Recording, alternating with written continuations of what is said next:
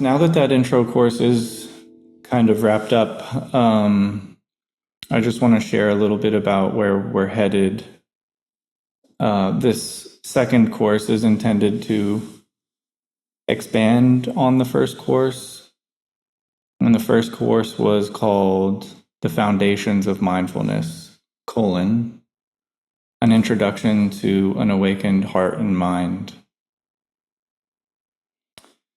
So by invoking our very first session in class on establishing an anchor and finding our roots, this second course is titled Deepening Our Roots, tending the garden of our heart, mind, and world. And this is because it's an ongoing practice for us, and our life does not stay stuck in the past, even though our minds often do. Our life is constantly changing, so it's not one moment of clarity and then we're good to go for the rest of our life. Our practice is actually to take good care and to make good use of this moment as it continuously unfolds into this one, and this one, and this one. And I've titled today's class, Are You Sure?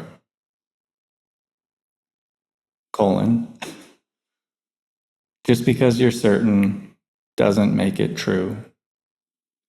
Are you sure? Just because you're certain doesn't make it true.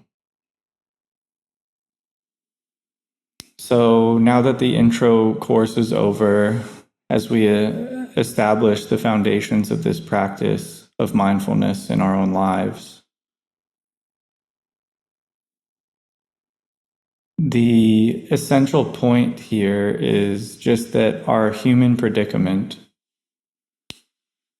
our human condition, is that we are confined to this perpetual state of reaction based on our habit patterns and our conditioning. This is the case for all of us, and this leads to so much unnecessary suffering in our lives. And it's often suffering which is self-imposed. So this practice allows us to step outside of this cycle, allowing us to be free from being confined to our habit patterns and our conditioning.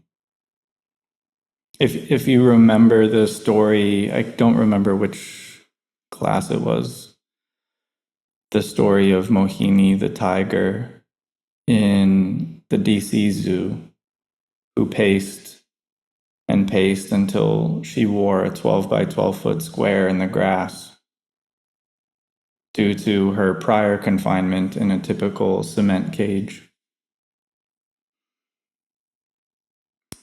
When I think about the kind of person I hope I can be in certain moments of whether it's conflict with another human or moments of kindness and generosity or opening up to love and not shutting my heart down, what prevents me and ultimately all of us from being able to live the way we hope to live, it's our habit patterns and our conditioning, like this tiger pacing the 12 by 12 foot square out in the grass. And so our only choice is to stay stuck in the cycle or to wake up from this trance.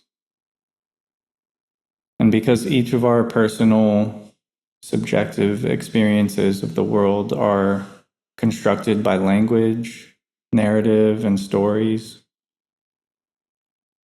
one of the central tasks and objectives in our mindfulness practice is to recognize the narrative inside our mind and the narrative outside of us, which is often constructed by the powers that be in a system ultimately designed to indoctrinate us and control us.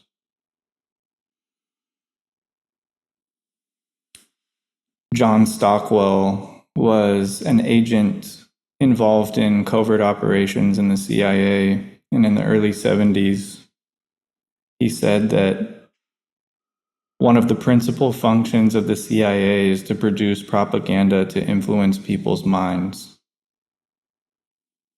And this is the world that we've grown up in, a world where the intelligence apparatus that operates over and above each of us has had and continues to have a role in creating and controlling not only the information we receive through mainstream and corporate media, but also through the entertainment and advertising industries, as well as our education system. And as prominent political commentators, media analysts, and authors of the book Manufacturing Consent, the authors' names are Edward S. Herman and Noam Chomsky. And they wrote in that book that the mass media serve as a system for communicating messages and symbols to the general public. It is their function to amuse, entertain, and inform, and to inculcate individuals with the values, beliefs, and behavior that will integrate them into the institutional structures of the larger society. In a world of concentrated wealth and major conflicts of class interest, to fulfill this role requires systematic propaganda. Close quote. And so our world is constructed by stories. And these stories can often be false. This is another quote. We'll know that our disinformation program is complete when everything the American public believes is false. Close quote. This statement was made in 1981 by then director of the CIA, William Casey. If you happen to be curious and nerdy like me, you can look into this more and how the intelligence apparatus influences the minds of the population. If you're interested, you could check out one example in a covert operation called Operation Mockingbird, which began in the 70s. So the reason for the name that we've kind of come up with, my wife and I together, Take Back Your Mind, is not only coming from the standpoint of mental health and how mindfulness practice can help us live with less stress and have more well-being, which it absolutely can and does do for many people. But as I said in the class on mindfulness of thoughts, thoughts think themselves. And if we spend most of our life caught on the hook of our thoughts, mindfulness is about waking up from that captivity and not staying stuck. So the name Take Back Your Mind is meant to evoke this idea that our mind is being taken from us for most of our waking life. And to help illustrate the point of this talk, I'm going to share a couple excerpts from an essay on manipulating attention by a journalist and artist and poet that I keep up with named Caitlin Johnstone. And I'll just kind of I think there's like 3 of them. They'll pop up throughout. And this is the first one. Quote, "Our perception of the world is dominated by the movements of our attention. which means that our perception of the world can be changed by manipulating those movements. Propagandists understand this. People's perception of the world is shaped by these skillful propagandists without their even being aware that it is happening. Close quote. So we are constantly being hijacked by our inner narrative, but our entire world is constructed by narrative as well. And we can often be wrong. Protecting our own self-image at the expense of others because of how we treat them out of our ignorance. We often limit our view of the other person, often devaluing them and staying separated and closed off from the reality of the moment, completely sold out to the narrative that's being spun in our own mind. Like a kind of form of solitary confinement, we limit our view to the story in our mind. Caitlin continues on in her essay on manipulating attention to say that, quote, "In reality, there is little that is more crucial to our experience of life than the movements of our attention. It's something so fundamental that two people walking across the exact same meadow at the exact same time will never have the same experience of it. One might experience a meadow with pleasant breeze, a chirping bird in a tree, a grasshopper zipping across their path, and a sky of phenomenal beauty, while the other might experience the meadow as a distant and barely noticed backdrop to their mental concerns for their future, their grievances about the past, their imaginary arguments with a family member, and the catchy song they've got stuck in their head," close quote. So our practice doesn't have to just stop at stress reduction or pain management or finding a sense of calm in the storm. But we can actually wake up from the trance of our inner narrative, and this can help us begin to untangle from the web of the narrative outside of us too. So again, I titled today's talk, "Are You Sure?" Just because we're certain doesn't make it true. Much of the time, we are certain about the story playing out in our mind or the one we've bought into around us, and we may have no idea how wrong we are. And this could lead us to act based upon false information that we've attached ourselves to. And just to use a historical example in the world, I tried to pick one that I'm sure we would all, for the most part, agree on. And that was how much of a disaster the Vietnam War was.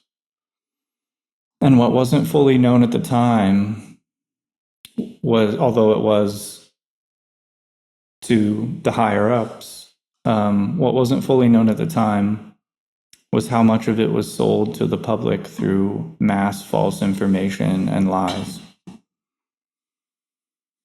In a research article detailing the Gulf of Tonkin incident that ultimately led to the US invasion of Vietnam, where horrific massacres took place, it says, quote, "On the night of August 4th, the Pentagon proclaimed that an attack by North Vietnamese PT boats had occurred earlier that day in the Tonkin Gulf. A report cited by President Johnson as he went on national TV that evening to announce a momentous escalation in the war: airstrikes against North Vietnam. But Johnson ordered U.S. bombers to retaliate for a North Vietnamese torpedo attack that simply never happened. And just as an aside, how many times have we retaliated at someone or a situation where something never actually happened the way that we thought it did, for a story that was missing key facts and elements? The article goes on. Many historians think that the naval crew mistook their sonar pings off of their own rudder for North Vietnamese torpedoes. President Johnson later joked that, for all they know, they might have been shooting at whales out there. One of the Navy pilots flying overhead that night was Squadron Commander James Stockdale, who gained fame later as a prisoner of war and then Ross Perot's vice presidential candidate. He said, "I had the best seat in the house to watch that event," recalled Stockdale. "And our destroyers were just shooting at phantom targets. There were no PT boats there. There was nothing there but black water and American firepower." A pattern began to take hold. Continuous government lies passed on by appliant mass media, leading to over 50,000 American deaths and millions of Vietnamese casualties. This is what it's like when we stay stuck in our own mind, in our own story that has been constructed, and we can see the harm that it can cause.